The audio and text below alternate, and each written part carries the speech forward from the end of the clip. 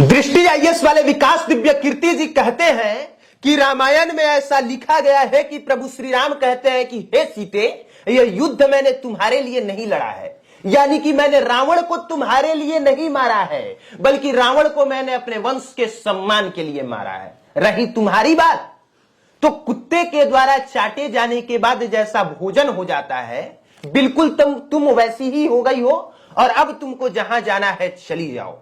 और विकास दिव्य कीर्ति के ऐसा कहे जाने के बाद बवाल मच जाता है और उस बवाल का जवाब देने के लिए एक चैनल पे, ललन टॉप चैनल पर विकास दिव्य कीर्ति जी आते हैं और सारी बात एक एक किताब खोल खोल के दिखाते हैं। लेकिन जिस रामायण में ये बात लिखी गई है, ये उन्होंने खोल के दिखाया ही नहीं। इसीलिए शंका उत्पन्न हो गई कि क्या सच में वाल्मीकि रामायण में ऐसा लिखा गया है? क्या सच में प्रभु श्री राम ने माते सीता से ऐसा कहा है? तो आज हम इसी बात का आपको एकदम सच बताएंगे, वो भी प्रमाण के साथ। और आप सब जानते हैं कि जब कुमार अभिनव किसी टॉपिक पर बात करता है तो वो हवा में बातें नहीं करता, बल्कि बिल्कुल तथ्यों के साथ बात करता है। और आज हम वही तथ्य लेके बैठे हैं। जानते हैं सर, जब हमने इस सच का पता लगाया और वाल्मीकि रामायण में वो जब चीज खोजा, तो ये सच है कि मैं भी सन्न रह गया। मतलब यह कि विकास दिव्य कीर्ति ने जितना कुछ बताया है कि प्रभु श्री राम ने माता सीता के लिए ऐसा कहा, वाल्मीकि रामायण में उससे कहीं ज्यादा लिखा है।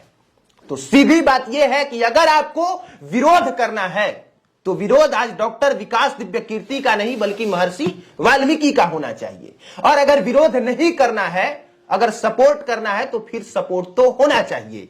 क्योंकि जैसे नुपुर शर्मा ने मोहम्मद पैगंबर वाले मामले में सच कहा था, बिल्कुल वैसा ही सच विकास दिव्य कीर्ति ने प्रभु श्री राम के बारे में कहा है। अब हम वाल्मीकि रामायण खोलते हैं और खोल के वो चैप्टर, वो श्लोक और उसका अनुवाद सब कुछ एकदम ऑन कैमरा आपको दिखाते हैं। क्योंकि विकास दिव्य कीर्ति जी वो चीज दिखा नहीं पाए, और जो विकास दिव्य कीर्ति जी नहीं दिखाए तो हमने सोचा कि वो काम पूरा हम कर देते हैं।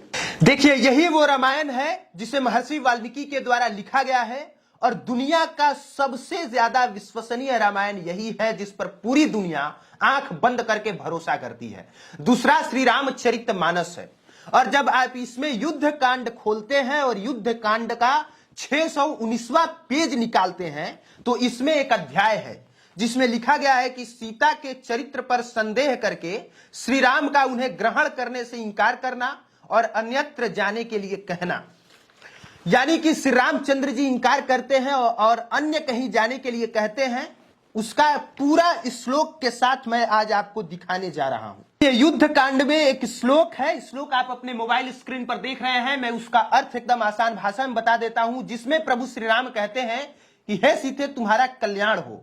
तुम्हें मालूम होना चाहिए कि मैंने जो यह युद्ध का परिश्रम उठाया है तथा इन मित्रों के पराक्रम से जो इसमें विजय पाई है, यह सब तुम्हें पाने के लिए नहीं किया गया है। और यही बात तो विकास दिव्य कीर्ति जी कहते हैं। प्रभु श्री राम आगे कहते हैं कि सदाचार की रक्षा, सब और फैले हुए अपवाद का निवारण तथा अपने सुविख्यात वंश पर लगे हुए कलंक का परिमार्जन करने के लिए मैंने यह सब किया है। तुम्हारे चरित्र में संदेह का अवसर उपस्थित है, फिर भी तुम मेरे सामने खड़ी हो। जैसे आंखों के रोगी को दीपक की ज्योति नहीं सुहाती, उसी प्रकार आज तुम मुझे अत्यंत अप्रिय जान पड़ती हो। अतः जनक कुमारी, तुम्हारी जहां इच्छा हो चली जाओ, मैं अपनी ओर से तुम्हें अनुमति देता हूं। भद्रे, ये 10 दिशाएं तुम्हारे लिए खुली हैं, अब तुमसे मेरा कोई प्रयोजन नहीं। यहां पर प्रभु श्री राम स्पष्ट कहते हैं कि सीते, तुमसे मेरा कोई प्रयोजन नहीं है, तुम्हें जहां जाना है वहां पे चली जाओ। और अभी बहुत लंबी चीजें हैं। देखिए, यहां पर प्रभु श्री राम ने यह भी कहा है कि रावण तुम्हें अपनी गोद में उठा कर ले गया और तुम पर अपनी दूषित दृष्टि डाल चुका है। ऐसी दशा में अपने कुल को महान बताता हुआ फिर मैं तुम्हें कैसे ग्रहण कर सकता हूं। और यहां पर प्रभु श्री राम कहते हैं कि सीते, तुम्हारी इच्छा हो तो तुम शत्रुघ्न, वानर राज सुग्रीव अथवा राक्षस राज विभीषण के पास भी रह सकती हो। जहां तुम्हें सुख मिले वहीं अपना मन लगाओ। सीते, तुम जैसी दिव्य रूप सौंदर्य से सुशोभित मनोरम नारी को अपने घर में स्थित देखकर रावण चिरकाल तक तुमसे दूर रहने का कष्ट नहीं सह सका होगा। तो आपने स्पष्ट देखा कि वाल्मीकि रामायण में ये बात सीधे प्रभु श्री राम कह रहे हैं और श्री राम ही ये बात कह रहे हैं, माता सीते से ही कह रहे हैं, और इसे लिखा महर्षि वाल्मीकि ही है। ये वही महर्षि वाल्मीकि जी हैं जिस पर आज तक से किसी ने सवालिया निशान खड़े नहीं किया, किसी ने उंगली खड़ा नहीं किया और आज भी कोई नहीं कर सकता है। तो महर्षि वाल्मीकि ने लिखा तो है, ये अकाट्य सत्य है। आगे उन्होंने ये भी लिखा है कि जो सदा प्रिय वचन सुनने के योग्य थी, वो सीता जी ने जैसे ही प्रभु श्री राम के मुंह से इस तरह की बात सुनी, लज्जा से उनकी मुंडी नीचे गड़ गई। क्योंकि प्रभु श्री राम जब कह रहे थे तब उस समय पूरी भीड़ थी, वानरों की सेना थी, सुग्रीव थे, महाराज विभीषण थे, लक्ष्मण थे, सभी लोग थे। और इसके बाद माता सीता अग्नि में प्रवेश करती हैं और इसके बाद जो कुछ हुआ वो आगे की कहानी है। कहने का मतलब यह है, रही बात कुत्ते द्वारा भोजन के चाटे जाने की, तो यह बात महर्षि वाल्मीकि में नहीं है। जी हां सर, एक बार फिर से सुन लीजिए।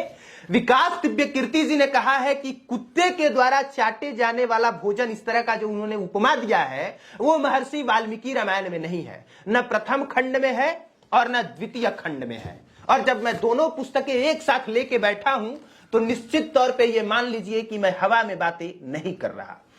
उसका जिक्र है महाभारत के रामोपाख्यान में और उसमें जिक्र है, और उसमें यह बात मार्कंडेय जी कहते हैं, और मार्कंडेय जी यही कहते हैं कि प्रभु श्री राम ने सीता से ऐसा कहा है। कुल मिला जुला के ये है कि विकास दिव्य कीर्ति ने जो कुछ कहा है वो जो पुस्तक में लिखा है और जो पुस्तक सबसे प्रमाणिक है उसी चीजों को उन्होंने कहा है।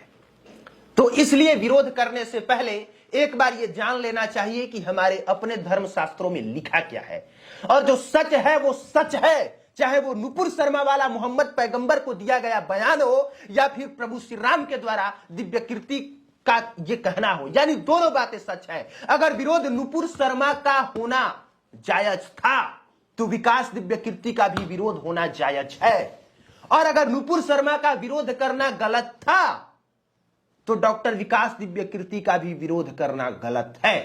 आखिरी में संदेश यही है कि हर कोई अपने धर्म को बचाता है, चाहे वो हिंदू हो, मुस्लिम हो, सिख हो, ईसाई हो।